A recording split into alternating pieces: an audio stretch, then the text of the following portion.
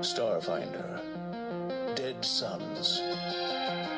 Episode 1. Gangs of Absalom Station. Estimated playtime, 90 minutes. Let's set a course for the review system!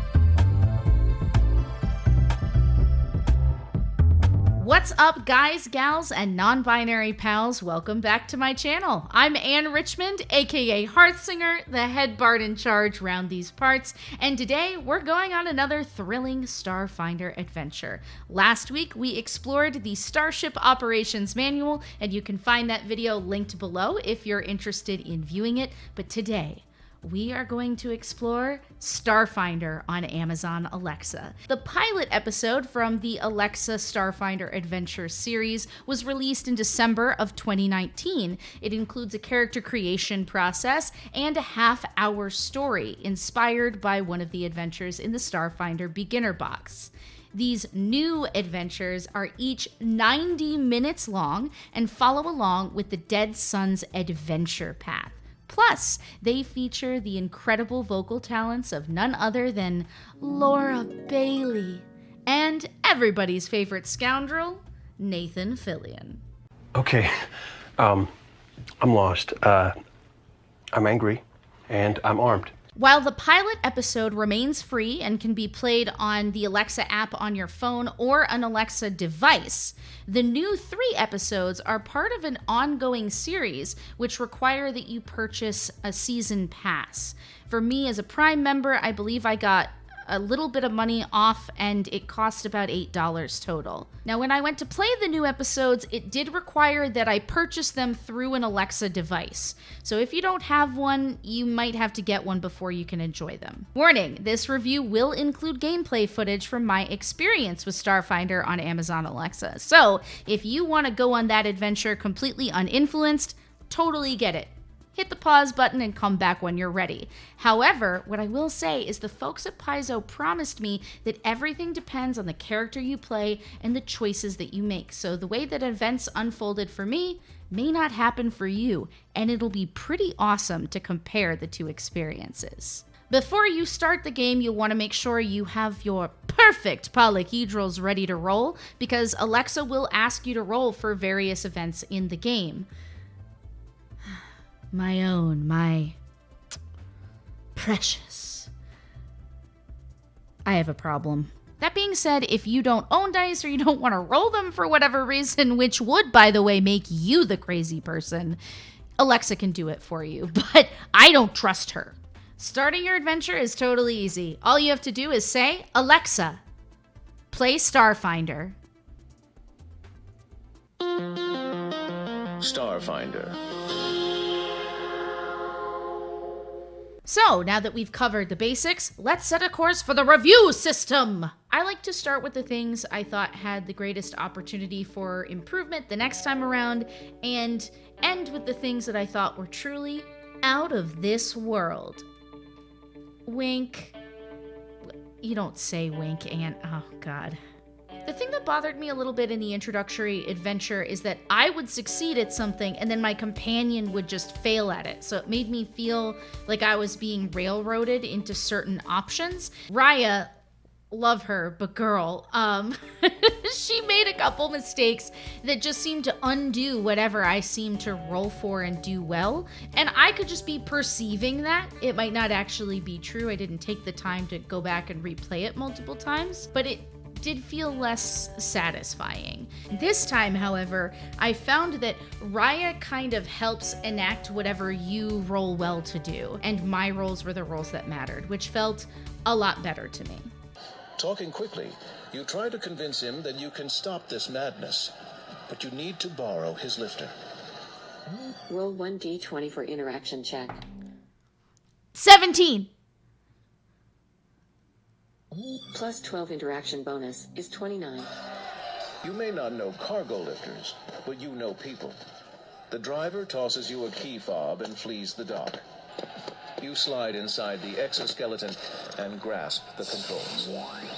Checking your inventory is sort of clunky, but I don't know how else you would do it. You have the following items: 3 fragmentation grenades, tactical baton, laser pistol, second skin, 3 healing serums, arc pistol, and datapad. In the first episode, the introductory one, I remember they offered me an upgrade at one point, and I said, no, I don't want to equip that. I like the gun I have.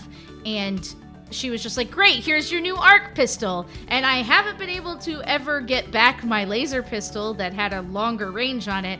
But whatever, that's fine. That's what the game wanted me to do. It doesn't matter that much, no. But it was frustrating that it said, do you want to equip this? And I said no. And it was like, here, take it. Man, oh man, it crashed a lot. Do you continue the investigation at Mama Fats?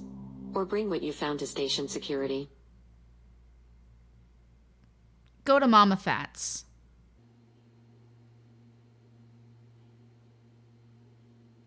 Go to Mama Fats.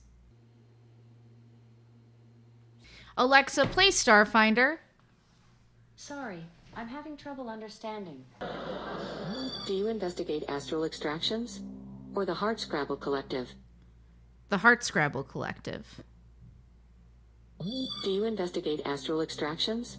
Or the Hardscrabble Collective? The Hardscrabble Collective.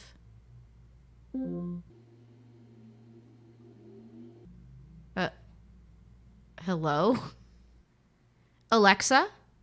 Play Starfinder. I found a few skills that might help. Did you mean Pet Finder? No. I also found Job Finder. Do you want that one? They ask you how you are, you just have to say that you're fine when you're not really fine, but you just can't get into it because they would never understand. I had a crash probably once every other scene or something like that. She would just not understand something that I said and just completely shut down. So I don't think we're quite to the level of technology where you have an android politely and lovingly holding your hand through the experience, but I do think that it's not that hard to just say, Alexa, play Starfinder, and have it pick up right where you left off. There are lots of save points along the way. Loading last save is Nabasi. Episode 1, Gangs of Absalom Station, 80% complete.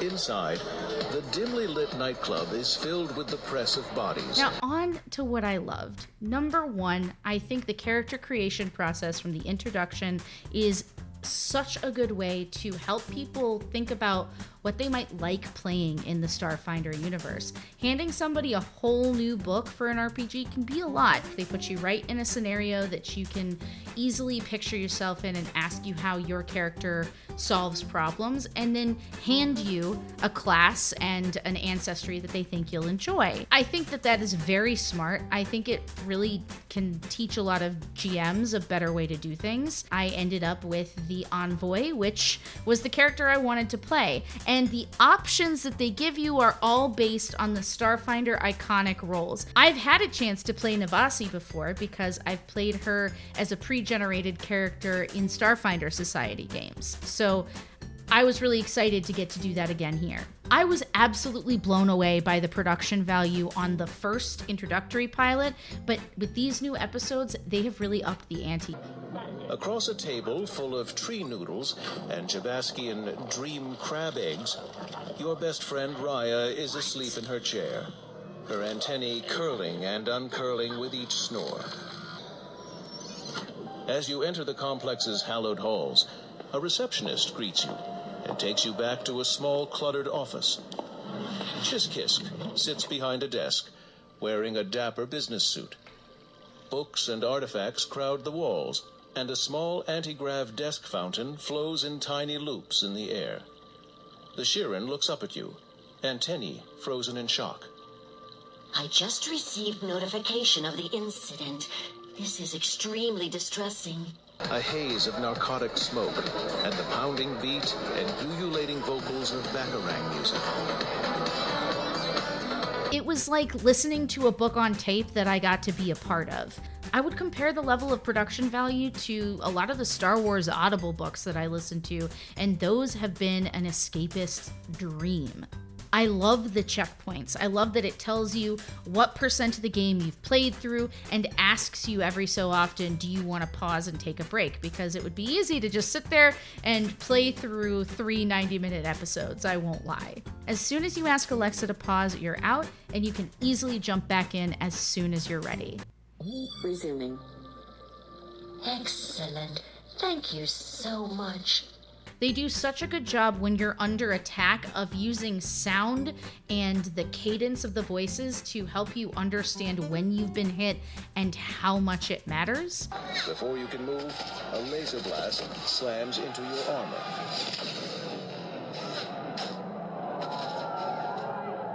You take 2 damage and have 10 hit points remaining. Yo, that escalated so quickly. And dive behind a shipping crate next to Raya. And I think that does a really excellent job of just placing you in that moment and helping you imagine what can be some pretty complicated battle scenes happening around you. Raya flinches as a bullet slams into a cargo container just over her head, then turns to you, eyes wide.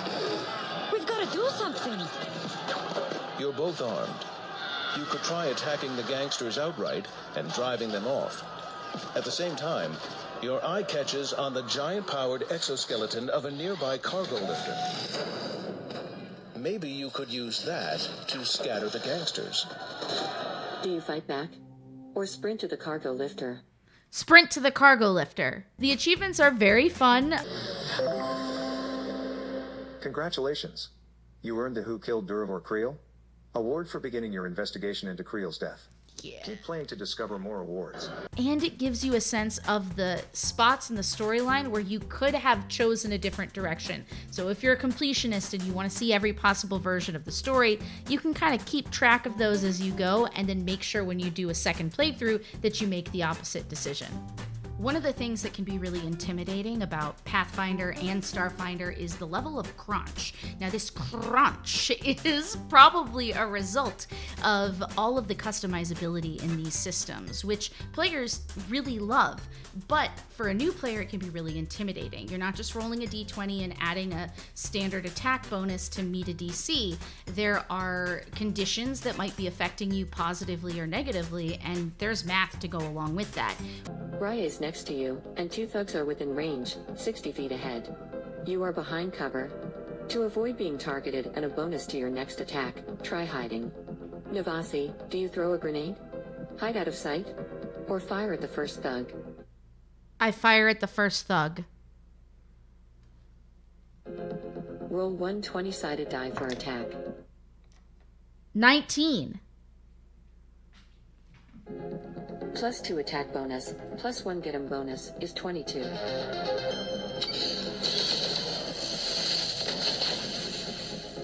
What I love here is that Alexa doesn't just do the math and tell you whether you succeeded or fail. She tells you what the math is and where it's coming from. And that means that when that player moves to sit at an actual table and play Starfinder the way it is in the core rulebook, they have something to go off of. They know what to look for. I suppose the big question you're looking for me to answer is this worth it? Should I spend $8 on this right now? And I gotta say, yeah.